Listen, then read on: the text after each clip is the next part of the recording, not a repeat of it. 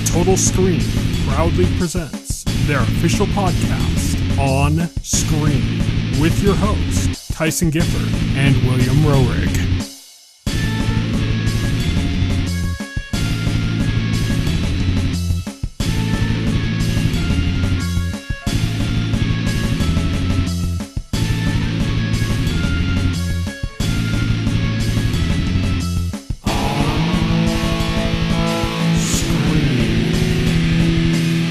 Hello, everybody, and welcome to On Screen, the official podcast of The Total Screen. My name is Tyson. My name is Will. And today we are going to be talking about Season 3 of The Mandalorian. But before that, we've got some news to cover, mostly trailers, and we have some stuff that's coming up on the horizon to go over. Let's get started with our On Beat segment.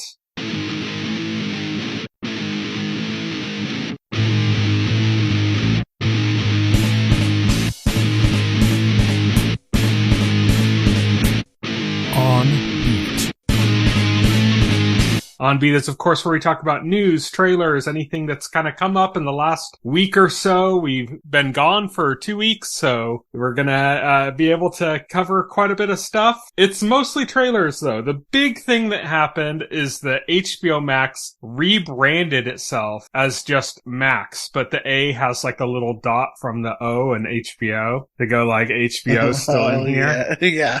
It's so dumb. It wouldn't be so dumb if they hadn't already had the whole fucking name-changing thing with HBO Max in the first place, like just, a year and a half ago, 2 years ago? Yeah. Here's the thing, and it's what they don't understand. HBO is the brand. That's the brand. Max is not the brand. Their reasoning is, they think HBO is just for, I guess HBO just represents, like, snobby, premium television, and they want to dump, like, a bunch of, like, reality programming on there and shit. Yeah, from the Discovery side of, From the Discovery side of it, so they don't want that branding on there, because they want people to know that we have shit also. I think what it is there's like an ego issue, and I think it's that everybody knows HBO is the brand, but Discovery is coming in there, and the president of HBO now, of Warner, I should say, is David Zaslav, who was the president of Discovery. So he comes from the Discovery side. So he doesn't want to have his contribution to the joint thing to be underrepresented. He wants that to be part of the star of the thing. And the way HBO Max is branded, it makes it like HBO is the brand, which it is, but that is like an ego cut for him. It's like saying that the Discovery part is less important. What it should be, it should be exactly that the Discovery part is less important, and that the Discovery stuff is folded into the HBO as a whole. If you're gonna abbreviate it as HBO. Another possibility they could have gone with is that if there is one brand that might be just as big as HBO, maybe bigger even, would be just to call it fucking Warner. Because, because that has it all. And that represents not just HBO, but Warner Brothers' entire history of movies and stuff, Yeah, it's like Max. What's Max? Cinemax? Yeah. That used to be literally before HBO Max was even a sparkle in Warner's eye, in Zaslav's eye. Max was the abbreviation for Cinemax. Like, you'd watch Cinemax and it would say, a Max original. And then for a while now, it's been when there's like an original that's on HBO Max, but isn't also on the HBO cable channel, they call it a Max original. So it's like they're carrying on the Cinemax branding, oddly enough, which was like, right. There's some good Cinemax originals, but like, there were like 2 good Cinemax originals. Yeah, exactly. Original programming on that side of it hasn't been that great. Yeah, they had Banshee. That introduced us to Anthony Starr. They had Strike Back. Strike Back was an import, so that wasn't even really an original. It was only available here on Cinemax. That's all I know about it. Anyway. But yeah, it's just kind of, it's a funny thing, but it's done. No use to really dwell on it. They added the little dot from HBO in the circle of the A. That's how they acknowledge it's really about HBO. Now we're going to talk about some of the stuff that they announced. They showed a bunch of trailers for different things. A lot of it's not too terribly interesting. Some of the stuff that is kind of higher profile doesn't really necessarily fit with the kind of stuff we talk about. There's like a Robert Downey Jr. series about, it's like an espionage series having to do with, I think, like, North Vietnam and stuff. That's, it's high profile, but it's not really in our area. It's not in our lane, Right, yeah. The three big things to mention are that there's going to be a Harry Potter TV series. What's big about this is that we already knew this was coming, basically. It was like the worst kept secret. Well, I mean, Zaslav made no secret that he was pursuing it, yeah. Yeah, he's pursuing it. They want to remake Harry Potter in some fashion. Yeah. And this is it. The deal's pretty big, so they said that it's going to be for 10 consecutive years of content. They didn't exactly express how that's going to go. They are remaking the series, like, from the books. The books cover 7 years. To make it 10 years is a little weird. They have to do that because there's no new material to mine from. And especially there is. David Zaslav specifically, to report, said, he specifically wanted to go back to Harry Potter as a character. There is other material they could mine from, but it wasn't successful in the way Harry Potter was. Yeah, he wanted to go back to Harry Potter as a character, do something. There's no new material with Harry Potter as a character, except for that stupid, sequel play nobody wants to do. Yeah. And the thing is, you're not going to get new Harry Potter material unless J.K. Rowling either writes it or authorizes Warner Brothers to make up their own. Mm-hmm. And neither of those things are happening. So they have to remake the books, the movies, whatever. Yeah. They literally have to. Just a new adaptation of the book. That's the corner that they're in. The weird thing is the 10 years, because they said for 10 consecutive years, people will see Harry Potter on Max. Oh yeah, because they want to milk it as much as they can. Well, you could initially, when I saw the 10 years thing, I was like, okay, so what they're going to do is they're going to take a breaks between a few of the seasons. That's the way TV is now. There's breaks between seasons now. It used to be every year you get a new season. Now, it's basically every other year for some of the bigger shows, So I felt oh, well, maybe that's what they mean, that they're going to do a few of the years straight out and then they're going to space them out a little bit. But it says for 10 consecutive years, people will see Harry Potter on Max, is what he said. So that makes it sound like it's going to be continuous stuff, which means maybe they're going to split some of the books into multiple seasons or something. It's sure nice that the freaking Harry Potter show can air for 10 consecutive years. We can't get House of Dragon to air in consecutive years. We gotta wait till 2025, for the next season or whatever. Yeah. Hey, but that might just be an issue of quality control. It might speak poorly of the Harry Potter TV series, or that they might just be planning it, that they're gonna be doing it ahead. Because remember, House of the Dragon, like most shows, it got its second season order. I think it may have gotten its second season order early, before it aired. Yeah, it was but this is a full series order for Harry Potter. Yeah. They ordered the entire series, Yeah, because they're so high on the IP and, assured of its success already. Or that, that's the only, deal they can negotiate with, J.K. Rowling. Yeah. Maybe she just insisted they order it as an entire series. Otherwise, they couldn't do it. Who knows? Yeah. It's, the other thing is that, mentioning J.K. Rowling, we have to talk about the elephant in the room. I don't want to get too deep into the politics, but she's a piece of shit. This is going to bring up issues. Around it. Yeah. This is going to bring up issues that weren't problems when the movies were out. I'm going to be upfront. I have zero interest in this. See, for me, I was a huge Harry Potter fan before she kind of outed herself as a piece of shit. So it's a little bit harder for me, and it's, I don't know, man. It's one of those things where it's the fact that I kind of almost wish she just wasn't involved and they were remaking it, just kind of doing their own thing. But the fact that she's supposed to be heavily involved in it makes me worry even more that there's going to be some kind of new morals tagged in there, that aren't exactly moral in my opinion. But yeah, I mean, that's the Harry Potter TV series, one of the biggest deals for TV ever. I've never heard of a series, an entire series being ordered before, ever. Yeah, that's crazy. That's insane.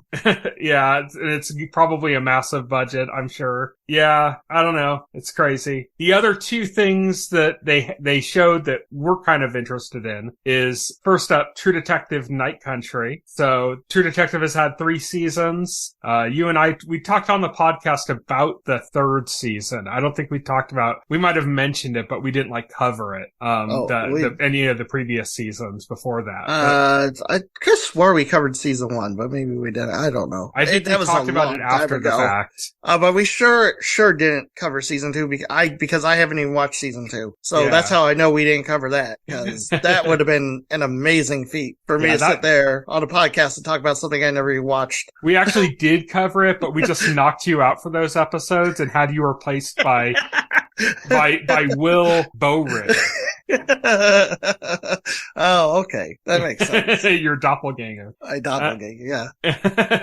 No, but yeah, we watched season 3 that we definitely covered that episode by episode on the podcast. Yes. I mean, I'm interested because it's True Detective. Trailer really didn't do too terribly much for me. Jodie Foster's a big get. Yeah, Jodie Foster is a great get. I mean, obviously, that's the series stock and trade now, right? It's getting well-known theatrical actors to do these. I mean, Jodie Foster's great, but I mean, it's the 3rd season, it's the 4th season, and they've done this, so I mean, it looks all right. It just looks kind of standard. Yeah, I don't know how to other way to say it. I think what happened is when True Detective came out, it was kind of pushing things in a more interesting direction with detective stories, and then a lot of stuff kind of copied what True Detective did, and some of it might have improved it in certain areas or done things a little bit differently. I believe True Detective came out before the Fargo TV series, for example. Yes. And then Fargo came out and was really interesting too. Season 1 of True Detective, and this is true of even season 3, it had this mystique to it, and it also it had the gimmick of the different timelines that they kept jumping around, and that furthered the mystery of what happened. Looking at this trailer so far, it doesn't look like they're doing the multiple timelines thing. There is some semblance of a story being told, because they showed there is a story being told. Yes. No, I mean in the trailer there's a part where Jodie Foster's character is recounting events. Right. So it's like she's being interviewed or something, So there is kind of that aspect. There's kind of that aspect. Might point towards multiple timelines. It just didn't look there is, it doesn't look like drastic differences in timelines. This looks more like a hard-boiled detective story, set in Alaska. I didn't get the sense there was a mystique to it. Yeah, there really isn't something interesting, or there isn't something under the surface brewing kind of thing, Right, yeah. I mean, there might be when there might be, there. Yeah. Again, this is just a trailer, I can't say, but I mean, it looks well produced. The acting is well done. I mean, I'm gonna watch it. I've watched the other True Detectives, It's just I didn't get super hyped for it from this trailer. And then the last trailer we got was the Penguin. We got our first footage of the Penguin. Penguin looks great. Yeah. Looks fantastic. Kind of more teaser than trailer. It kind of it's set on the screen in production now kind of thing. And it just had kind of a few brief showed some behind the scenes clips. Yeah. And stuff. Yeah, it wasn't really a trailer. It was a teaser. Yeah, but it kind of gives you an idea of the tone. Yes. Which I liked, for this, We get to see the Penguin kind of doing his signature waddle a bit, in this, where we didn't get that as much in the background. This is definitely going for a Scorsese mafia drama vibe. Yeah. It really does have that kind of Goodfellas but DC. Yeah. kind of vibe to it. I mean, it looks pretty good. Colin Farrell killed it as the Penguin in the Batman. And what's going to be interesting, see, this is this takes place directly after the Batman, the film, and knowing the state of Gotham at the end of that film. It's going to be interesting. Well, I think it's interesting, the whole concept of the Batman universe that DC is doing, where they had the Batman, now they have the Penguin that's going to take place between the Batman and the Batman Part 2. Yes. And then there's talk about there's going to be another series, not the Penguin, but something else that takes place between the second and the third movie. Wait, there's going to be a third movie? Yeah. Nobody made any promises to that.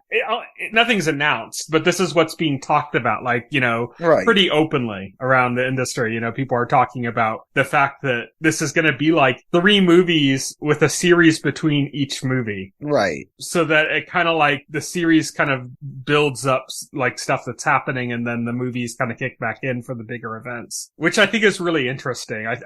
Movies have tried this before, and it's usually kind of fallen apart. Remember that this was originally how they were going to do like the Dark Tower. Yeah. So I think they were going to be doing a combination TV show and movies.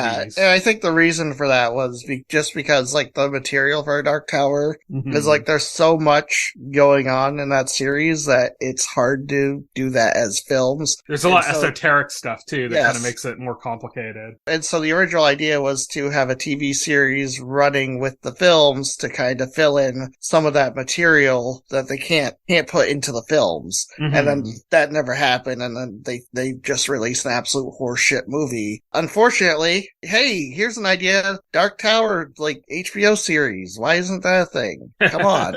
Jesus, people. I think maybe they just need to give it some space after the failed movie attempt before. Yeah. They just need a little time so everybody gets that taste out of their mouth, Right, yeah.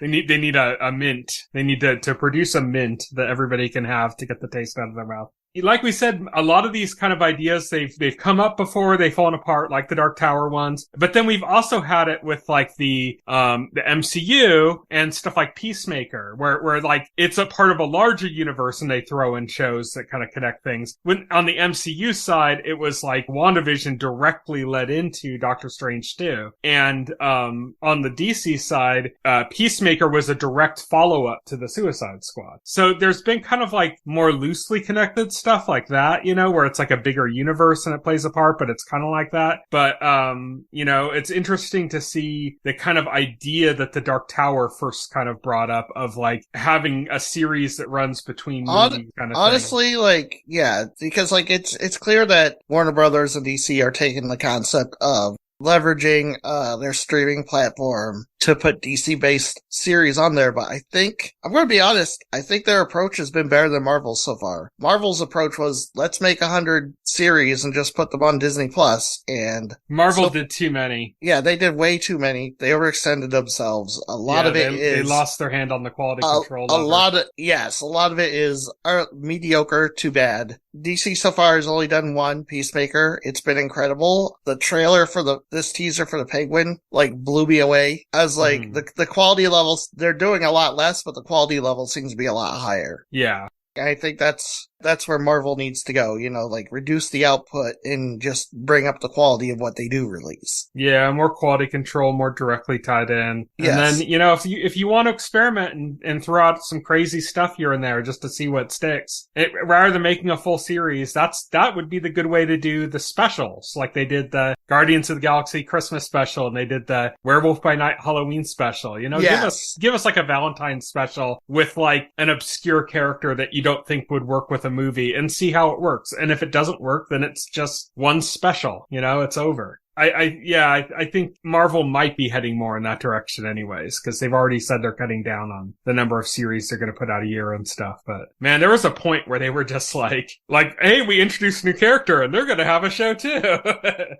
It's like, okay, a bit much. But that's it for our Max discussion. We also had a ton of other trailers that have come out this week, and so we're going to go over some of those. So first up, we got Star Wars Visions Volume 2. So I never watched Star Wars Visions. It's just something I'm still meaning to get around to. Yet. That was their anthology series, basically, where each episode was separate, and it was following like different animation studios that were handling it. Yeah. Mostly from Japan, mostly Japanese animation studios. Well, what's interesting about this is they appear to have a short from the studio that does Wallace and Gromit. Yes.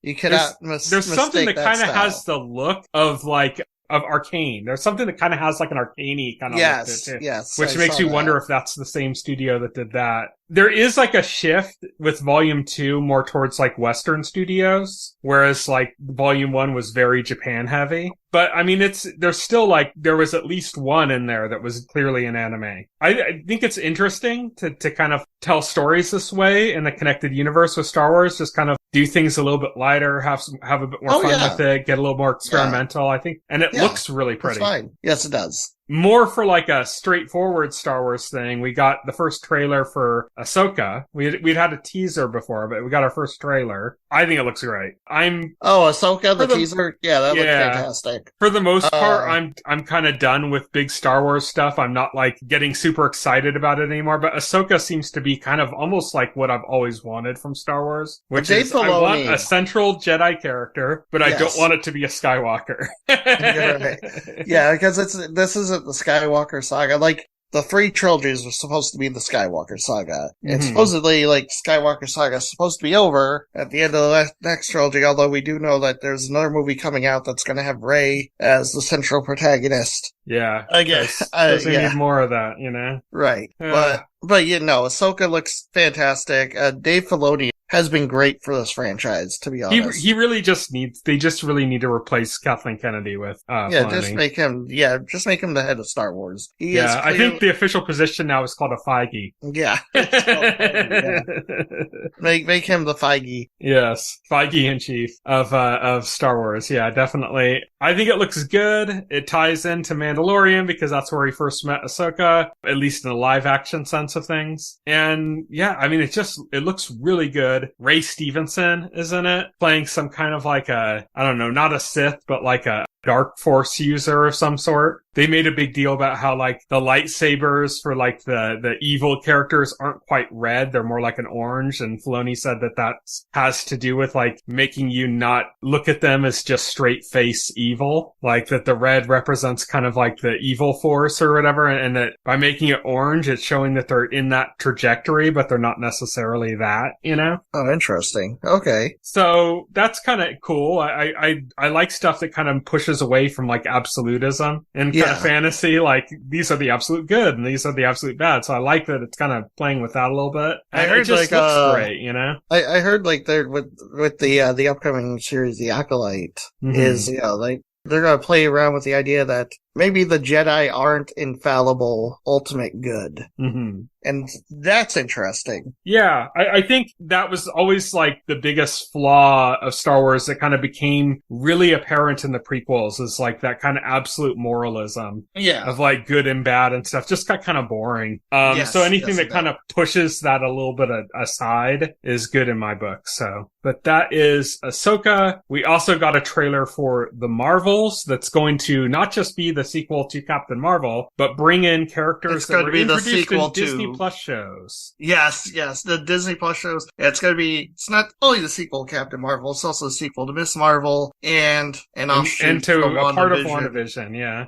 Honestly, like, my big criticism is, that part of WandaVision only existed to launch off into this movie. Mm-hmm. It's one of the weaker parts of WandaVision, because like it's always like with the Marvel stuff, it's like when they insert things that are just like to connect to other things coming, it always ends up being like the weakest part of that thing. Yeah, we call that perlmuttering. Yeah, perlmuttering. Yeah, exactly. It's not central to like the plot of what's going on in front of you. Yeah, definitely. I have reservations about it. I know some people were psyched. They thought it just looked like it was a lot of fun. It does look like it could be a lot of fun, but it's also like, it looks fun. I don't know. It's something that's just kind of pushing for a lot of fun. Maybe isn't really what Marvel needs right now. I don't know. Like it looks like a popcorn film. It looks like it's going to be a good time. Mm-hmm. You know, I do like Brie Larson. I do like, her Captain Marvel. You know, I like Iman Vellani. I thought she was great in Miss Marvel. Yeah, it looks like a fun time. It doesn't have to be deep. It just has to be entertaining. Again, if I'm going to point to like a bad Marvel movie, you know, I'm going to point to Black Widow, because that tried to be fun, but it was just boring and not entertaining at the end of the day. So I think if this can avoid that, it'll be fine. Yeah, I mean, I appreciate that they're trying things that, like, there's apparently supposed to be like a musical number in this movie, and if you watch the trailer, there's a scene where it looks like some kind of coordinated dance is happening. Yeah. So who knows how that's going to work? Trying to be anything deep. Yeah. That's for sure. We'll have to see how it works out. Like I said, though, the kind of like playful, silly, fun Marvel stuff is kind of what's been getting criticized through Phase 4, you know? Right. Particularly with stuff like Thor: Love and Thunder. So I don't know if this is exactly what Marvel needs right now, but I mean, I'm willing to give it a shot, and I'm gonna, of course, check it out. And I gotta give him points for trying new things, and hopefully it all comes together and works out. Yeah, hopefully. Next up, we got a trailer for something that's coming out really soon, Citadel. This is on Amazon Prime. It's a new series. It's an incredibly expensive series, reportedly. Amazon's been like getting caught up in all these like super expensive shows they're producing, and Citadel seems to be one of those. It's going to be one of those shows that also has multiple international variations of it. So there's going to be like a Citadel France or England or whatever with different cast and stuff, you know? Doing weird. Similar concepts, but not like the same, not like remakes, like, you know, other things in the same world, but not really. You know what I mean? That's something that's been happening. I'm going to be honest, this didn't do much for me. It just looks like a standard spy stuff. I don't know, it looks pretty good to me. Like, it had a lot more style than I'd expect from an espionage TV series. Like, it leaned more towards like it was almost like a movie, but it is a TV series. I think the one shot of Priyanka Chopra walking with the red dress as the camera like rotated around, like that was like a really cool shot. I think that kind of sets up like this very kind of heightened like Bond type style to that they're going to try to like actualize in a series, which I don't think has really been successfully done for TV. Like usually they kind of go more of the grounded espionage route for TV when they try to do that. So that's kind of interesting to me a little bit. And it's the Russo brothers that are doing this. So that's going to have my attention too. But who knows? Yeah, who knows? How it's all going to turn out. One thing that did look amazing, in my opinion, was there was a trailer for a movie coming to Netflix called All the Light We Cannot See. This is based on a Pulitzer Prize winning novel. It's a World War II story. Absolutely stunningly gorgeous. Oh, yeah. It looks like it's going to devastate me, too. yeah, I was going to say, it looks depressing as fuck.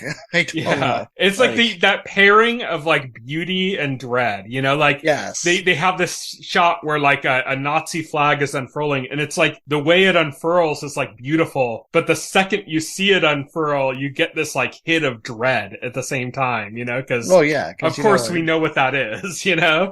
And it just kind of really like works for me. Plus, like I think this kind of goes along with like last year Netflix put out All Quiet on the Western Front, which was like an absolutely devastating World War I movie, you know. So it's like, you know, stick with your World War, give us a devastating World War movie every year, you know? Give us a World War III movie. Get us prepared for it in advance.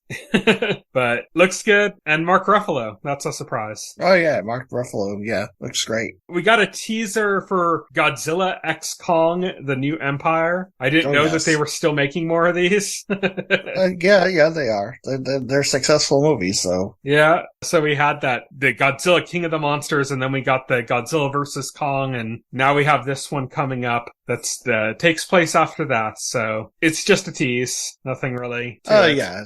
It showed an ape Kong. I don't know, like sitting on a throne surrounded by piles of bones, and it pulls out and you see a giant ape skull and a giant lizard skull. I guess they're supposed to represent Kong and Godzilla, and that was it. Yeah. We got a more substantial trailer for Fubar. This is it's a series starring Arnold Schwarzenegger. Oh, I thought this was a movie. No, it's a series. Oh, okay, that's weird. So it's I don't know how this is gonna do as like a series. I thought like I watched it. I was like, oh, this looks like a fun comedy for 2 hours. Now you're telling me it's a series. I'm like, I don't know if I want to watch like episodes of this. But it's Arnold Schwarzenegger. He's playing a retiring CIA agent. He gets called in for another job to extract another CIA agent. Turns out to be his daughter. Neither of them knew that the other were in the CIA. And yeah, so that's what it's about. It's a father-daughter CIA series. So, yes. I mean, I agree. It did look good as like a series. I don't know how it's going to work as a season, comedy. But I imagine it's probably going to be a short season. I mean, if it's like half-hour episodes and it's like 6 episodes, then we're only talking like 3 hours, you know? Right. Yeah. So who knows what it actually is in the long run of things? But I mean, it looks pretty good. And it's kind of surprising to see Schwarzenegger working TV. It is. Yeah. Tell me about it. We got a trailer for Fool's Paradise. This is the first movie, the directorial debut of Charlie Day from Day. It's Always Sunny in Philadelphia, and also who played Luigi in the Super Mario Brothers movie. This is his directorial debut. He wrote and directed this movie. Yeah, I mean, it looks fun. It looks funny. It's a comedy. He plays a mental patient who is unceremoniously dumped into the world because he doesn't have insurance. Nobody's going to pay for that. Yeah. So, yeah. This is America. He just happens to be identical to a film star who I guess is going through some issues. Mm-hmm. And it is refusing to perform. I don't know. But they put him up there on the screen in his place, and he becomes a sensation. I mentioned to you before, but this looks like, to me, this is almost like a crossover between two classic Eddie Murphy movies, those being Trading Places and Bowfinger. It's like the themes of both of those movies combined into one. The comedy here, it looks like very Chaplin-esque, because he's playing like this ne'er-do-well who doesn't speak. He's supposed to be like, they described him as he's not quite deaf, he's not like quite mute, like he doesn't speak. So like he's kind of bumbling around in these situations, unable to like communicate with the people around him, who like it doesn't seem to matter because like they're all so self-absorbed that they don't care or realize that he's not really communicating with them. Like I said, man, yeah. you gotta watch Bowfinger. I think this like really fits with that. It's like similar mold to that. Right. But yeah, I mean, it looks funny, it looks good, and I'm happy for Charlie Day to get his directorial debut in. Yes. And then we got a trailer for a new anime movie called Lonely Castle in the Mirror.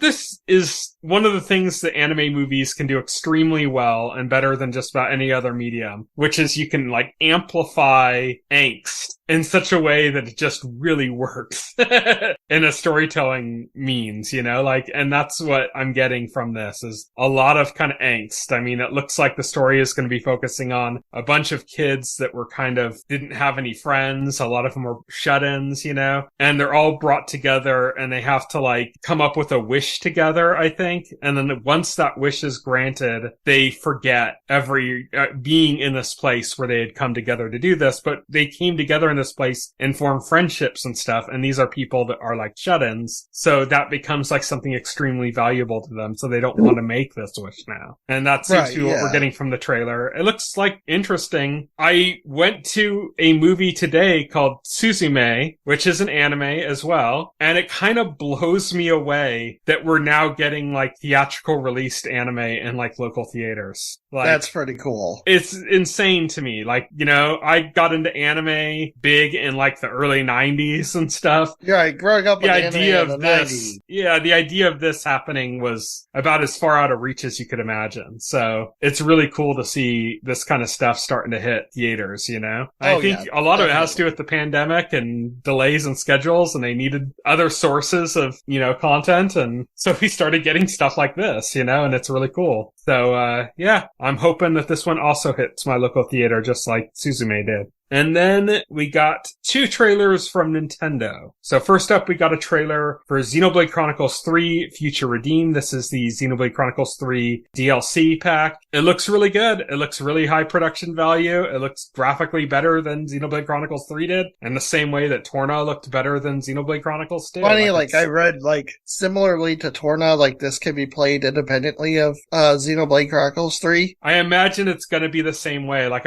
what they ended up doing, I don't think they did it at launch, but what they ended up doing with Torna is they eventually released like a standalone game of it. Yeah. So you could just get Torna, you know? And I imagine they're probably going to do something similar with this. Where it's, you know, right now it's going to be released as DLC, and then somewhere down the line they're going to release it as standalone. Yeah, I mean, I like the idea of this. It's cool. It's got like another side of the crossover dynamic that Xenoblade Chronicles 3 played on that I was initially concerned about with Xenoblade Chronicles 3, and then the game kind of proved me wrong. Like, it was kind of like, okay, I had a lot of concerns about the way they were going to be doing crossover stuff, but ended up really working. And now they're kind of like handling a different angle of that, which is cool. Like, hitting up some different characters that were not in Xenoblade Chronicles 3, but were in the other Xenoblade games, and showing kind of, it's like a different side of the story kind of thing. And, yeah, I'm kind of excited to play this, and it comes out in like a week. So, it's coming out soon. And then lastly, and most importantly, we got our first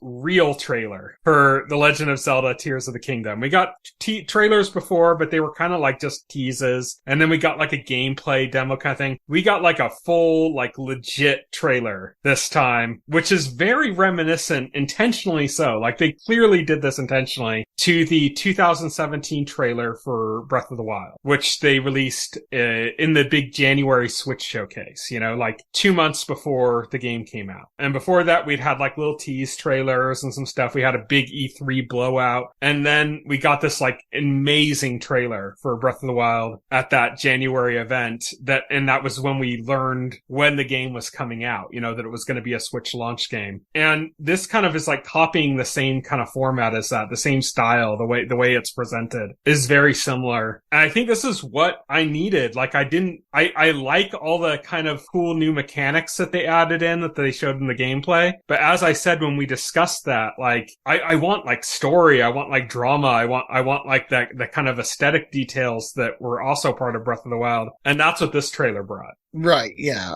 So we got to see a few cool things. We got to see some glimpses of possibly some mechanics, some stuff that looked very much like dungeons, stuff that looked very much like boss fights, which we didn't really have much of in Breath of the Wild. Yes, we saw like some actual boss fights, some actual stuff that looked like they may be actual dungeons. A lot of story content in this trailer. Ganondorf looks fucking amazing. Yeah, they had the thing too before where it almost looked like Demise might be in this as well. Yes. Which is really cool. And it makes sense because so much of this is already kind of like calling back stuff from Skyward Sword anyways, with all the Sky Islands and stuff. But yeah, so I wouldn't be surprised by that. Yeah, I don't know if Demise is going to play a big part in the game or if they're just going to like kind of have a cutscene that kind of ties it in or something somehow. I think this is very much Ganondorf area, which is cool because there's a difference that Zelda fans know between Ganon and Ganondorf. I mean, it's the same entity when it comes down to it, but the way a story progresses when one is the boss of a game versus another is very different, Breath of the Wild, we had Calamity Ganon. It was just like a force of nature. Now we have Ganondorf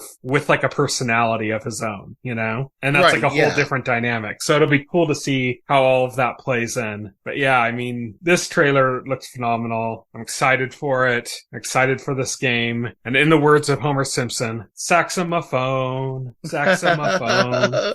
Saxophone. Yeah. Yeah, I'm so hyped for this game. You better believe it. Like, yeah. Getting ready to do those gravity jumps and attaching rockets to your shields and all that stuff, man. Cool shit in that trailer. Yes. But you see, like the homemade like mech Link was piloting. Oh yeah, that was really cool. Yes. But yeah, that brings us to an end to our On Beat section. Next up we have On the Horizon.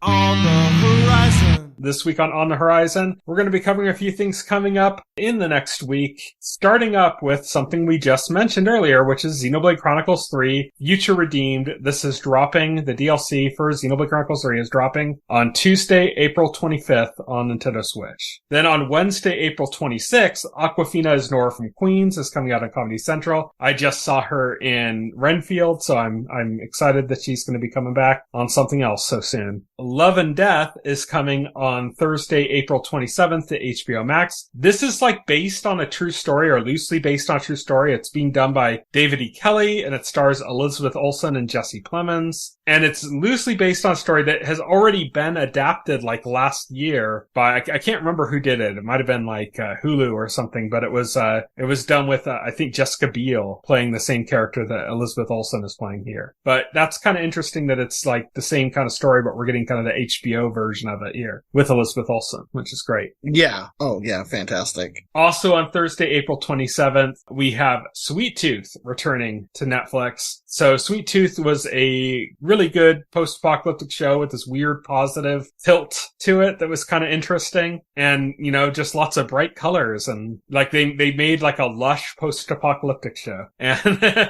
so I'm excited to see that coming back on Netflix for a second season. We also mentioned Citadel earlier when we were talking about trailers. That is going to be coming to Amazon Prime on Friday, April 28th, as is Star Wars Jedi Survivor, which will be coming to the PS5, Xbox Series X, and PC on Friday, April 28th. And finally, in theaters on April 28th, Sisu is coming. That is the, I think we talked about the trailer one time, or maybe you and I just talked about, but not on the podcast, but it's from the creators of John Wick, and it's about like a gold miner that gets like caught up in this, you know, struggle between him and like Nazis. And it's basically this coal miner that's like a John Wick-esque badass killing Nazis. Nice. So that is coming on Friday, April 28th to theaters. That's pretty cool. And that only leaves our final segment, full spoilers.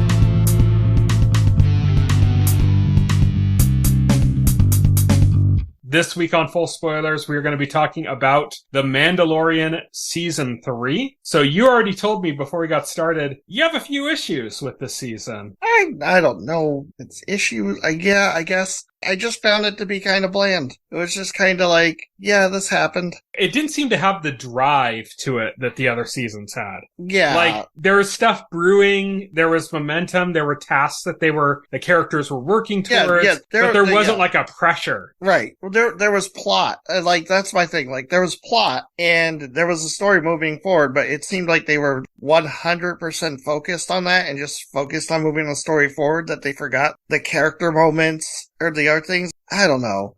Nothing new or interesting was revealed about anybody, or nobody got this really cool moment. It was just like, okay, yeah, we gotta do this thing, and they do it, and there's some side stuff. I don't know. I just think felt like that. There was no ticking clock. Yeah. So it kind of felt like things were progressing, but like at this very, you know, oh, we'll just do it when we have time kind of pace. There was like no Bill Burr moment, like season 2 had, where, you know, they're infiltrating that prison and Bill Burr gives like that amazing speech. Nothing like that happens. Nobody gives like an amazing soul-stirring speech or anything, or has like that kind of a moment. Mm-hmm. Yeah, I kind of feel that way. I think there's certain things that were pretty good, and then even in those I had kind of complaints because there were things where you could tell they were going for deeper stories in certain areas. And I think the problem is that it's still Star Wars, and it's still like a little bit dumb. So when you try to go for those deeper stories, like it just, the things that are dumb kind of stand out. There was an episode that almost entirely focused on Dr. Penn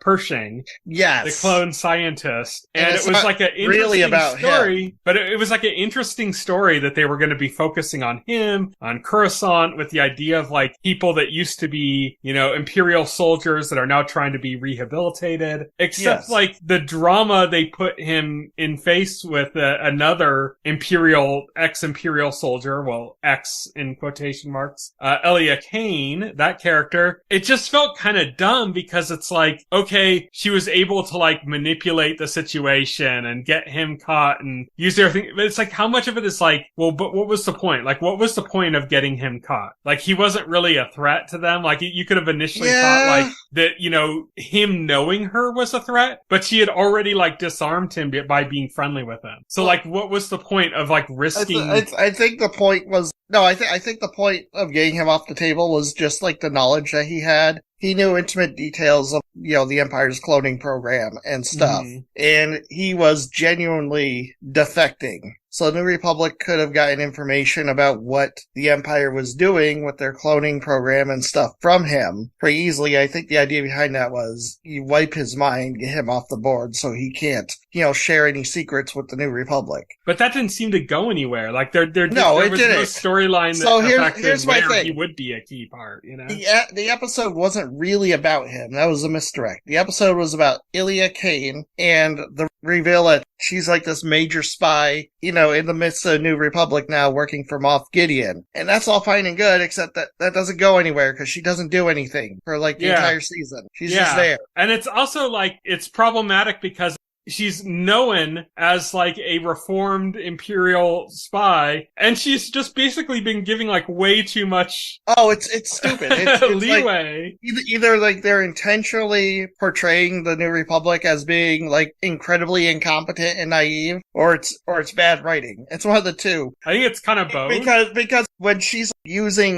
that machine to like erase Dr. Pershing's mind, the guy running it remarks on how like a good example of rehabilitation she is, and just leaves her alone in the room with the controls of the machine. Like, what the hell? Like, and once that guy's mind is flayed, and it's clear that he's just completely absent-minded now, they're not going to go like, oh yeah, I left her in the room with him. They're not going to investigate. They're going to be like, oh well, I guess that happened. I think it's both, which kind of makes it infuriating. Like you said, it's either incompetence in the writing or incompetence in the New Republic, And I think it's kind of both, which makes it almost more infuriating because it's like they're setting up like they're going to tell you more, and then they go, look at the New Republic's pretty incompetent, huh? And then the way they present that is incompetent in their own writing too.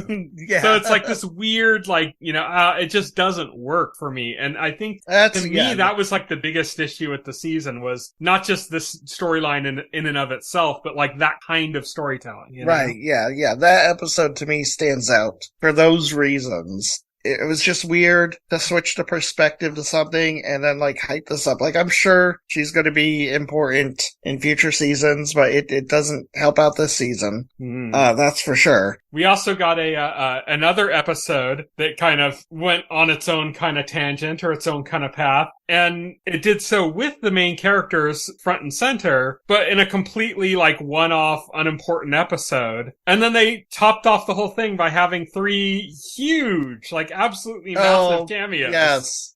This episode. Yeah, the episode where they're like hunting down malfunctioning droids. It's just like a nothing episode. Yes. It's such an unnecessary episode. And they choose that episode to have these massive cameos. It's funny because like it literally reminded me of the scripting you would see in a video game. The video game would tell you, oh, go talk to the Mandalorian platoon on this planet. A filler quest. That's your mission objective. And then you go to the planet, and you talk to the NPC there, and the NPC says, oh, but you have to do this for us first. And then it's like, on your marker, hunt down all the malfunctioning droids. It's like... a filler quest. Yeah, exactly. It's like that. And they chose that episode to have like 3 absolutely massive cameos, which is just kind of funny. Yes, they chose Jack this Black, episode. Lizzo, and Christopher Lloyd in this nothing episode. Yeah, and I mean, they were great, but they were also all inconsequential. Yep. Again, they just didn't have like any impact because they were just there to be there. It's almost like they didn't have this episode in their original structure, and then they learned that Jack Black, Lizzo, and Christopher Lloyd all wanted to be in the show, and so they like scrapped together an episode like last minute just to like force them in. Yeah, it was pretty funny. I do say like the hysteria over like this episode that I saw on Twitter or something is like way overblown. Like somebody said George Lucas would be turned over his grave. I was like, really? Over that? Like this is fine. George Lucas wrote and directed a scene in which Obi-Wan hugs an alien in a 50s diner. Yes. Yes. Don't think George Lucas, just because he created Star Wars, don't think that he's a paragon of like cinema, No. Yeah, exactly. It's so weird. So what did you think of the kind of the main storyline that was happening throughout this series? Putting Moff Gideon aside, putting everything else, the reuniting the Mandalorians. Yes, I thought it was a solid storyline. I did like the increased focus on Bo-Katan in the storyline. Katie Sackhoff. I love Katie Sackhoff. Yeah, I love Katie Sackhoff. She has been promoted to a co-protagonist of the series, apparently. And I'm for it. She's great. And I like the story of Bo-Katan straddling these two worlds, these two different cultures of like Mandalorian society, you know, like, and then like being the one that has to bring all the Mandalorians together and reclaim their home world. That is a solid plot line, you know? Mm-hmm. And I had no problems with that, and all the stuff surrounded by that is fine. Again, like, my major issue is, like, everything happens way too neatly and predictably, like... Yeah, there were parts where I was like, oh, are they gonna set up this thing to be like a betrayal, or they're gonna do something kind of sketchy here and stuff. I'm almost annoyed that I'm thinking, oh, it feels like they're totally setting it up this way. Like, but then I'm even more annoyed. The episode we just talked about with like Lizzo and Jack Black, like the end of it is like she's talking to the Mandalorian guns for hire who are hired to like be protecting the planet, and we know that the leader of that group and Bo-Katan have bad blood, have bad history, and you know, like, it suggests, you know, it's not going to be easy to convince them, and then she just gets into like a fist fight. Then they're all, okay, yeah, we're on your side. Yeah. Within like span of 5 minutes at the end of the episode. The scene I was thinking about was this in huge conflict, you know, is just resolved in an instant. The scene I was thinking about revolves around that character too, which is that in the season finale, that character takes off, he's flying into the atmosphere. Yeah. You know, Bo-Katan tells him to get everybody to evacuate because the Empire is going to attack, you know, use the giant ship as bait, you know, get everybody down here as reinforcements and have them evacuate from that line so that they don't get killed or whatever. And he's like, okay, got it. And I'm like, oh, he's totally going to betray her. Nope, nothing. And the thing is, like, I was annoyed when I thought he was going to betray her. Well, and then I was even more annoyed when he did. I'm actually glad he didn't betray. That would have actually annoyed me because I was starting to like that character by that point. So but that's like, what I'm saying is, like, that character, like, it seems out of character for him not to betray her. That's what made it weird for me, because it was like, I think the idea I was annoyed that it felt like he was going to betray her, and then I was even more annoyed when he didn't, because it felt out of character. Here's the thing why it would have been bad for that to happen. It's because by this point in the series, like the finale, they're all fully united. They're all fully united to the cause, and so like a betrayal by one, like it just wouldn't have like worked or fit. Well, that's what I'm saying. Like, it doesn't fit either way. That's what made it so annoying to me. Is because it's like, it doesn't make sense for him to be so loyal and so like forthright in this, like after the situation he was in. It just doesn't work. But at the same time, like, it felt like they were setting him up to betray her. Right, and then that just didn't even like come in. Like, he didn't even have like, it's not like, I thought like, well, maybe they'll just have him kind of think about it, but then his better angels will make him do the right thing, you know? They didn't even do that. Like, it was just, I don't know, it's weird. It's like, they set it up like, they put something in your face and say, oh, look at this. This is something to think about, huh? And you're like, oh, that'd be so annoying if you did that, though. And they're like, oh, don't worry, we're not doing it. We're not even going to address it. Yeah.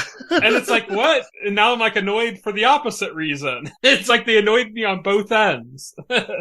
That seems to be like a very Star Wars thing, though, you know? It's like, it just seems every time they feel like they're pushing more and more into gray area, they end up disappointing and going like, nope, still black and white. Which, I mean, I guess it kind of makes sense. You got to stick with your brand, but at the same time, it is kind of annoying that they set you up to think that they're moving towards gray area and then they don't. Trying to think what else to talk about for the season. I mean, the last episode was my favorite episode of the season, to be honest. Really fantastic fight with Moff Gideon. He apparently dies. We'll see, like, evil, evil big bads in the series tend to... What's the rule? You don't see the body?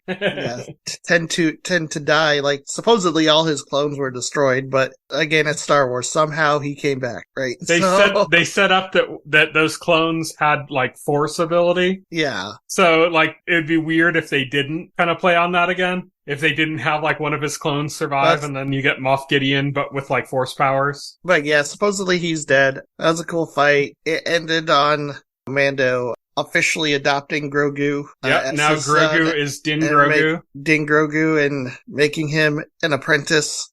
And he's going to take on jobs and bounties for the New Republic under the table. He's going to be like an unofficial sheriff of the Outer Rim. Yeah. What about the pirate story? They set up this pirate story and it kind of went nowhere. Well, no, they totally defeated them, and the one episode there. So like that's where that went. Yeah, but you know what I mean. Like it didn't go anywhere consequential. They set it up over the course of like 3 episodes, making it like this was going to be this lingering threat, and then they just ended it. Well, the consequence was the attack on Navarro and their ultimate defeat. Like that was it. Sometimes things don't have to be like super deep.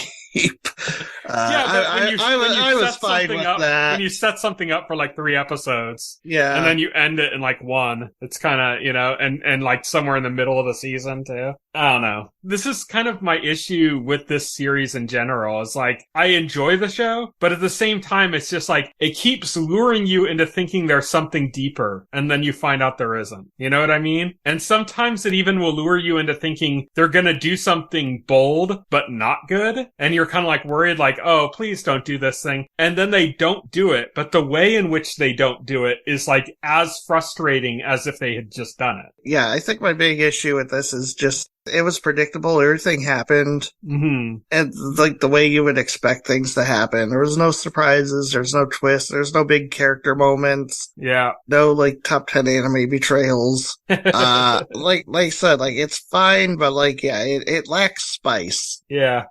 That's all. I think that's all I have to say about this. Yeah. But that is The Mandalorian Season 3. Previous seasons we covered kind of episode by episode, and we just didn't really feel like doing that with Season 3. I think we were both kind of a little bit down on the show by the time Season 3 was coming around, and we still wanted to talk about it, but we just ended up doing it all at once here. Yeah, I think that worked better, to be honest. Next week, we still don't have much to talk about as far as like a big show to discuss or something. So what we're going to be doing again is what we did in our last podcast, which we're going to be catching up. We're going to be talking about things that we've watched and seen and played, besides kind of full spoiler stuff. And so we'll kind of address that and talk about what we've been doing for the past couple of weeks individually. And that will be next week's show. Until then, thank you everybody for listening. You can follow me on Twitter. I'm at Tyson Gifford. You can follow Will. He is at Voxel Hero. You can check out our website, thetotalscreen.com, our Facebook page, our SoundCloud page. All of the links to those can be found on our website, thetotalscreen.com, as I said. If you go to a container story for one of the podcast episodes and open it, you'll see all the relevant links in the last paragraph of the article. You can subscribe to this podcast through any major podcast client like iTunes, Apple Podcasts, Pocket Cast, anything of the sort. And the entire backlog of our podcast is available on our YouTube channel. Thank you everybody for listening. Good night. Good night. Thank you for listening to the OnScreen podcast, the official podcast of The Total Screen. Visit our website at thetotalscreen.com. This podcast can be found on any major podcast client, including Pocket Cast and Apple Podcast. The entire backlog of this podcast and other content can be found on our YouTube channel.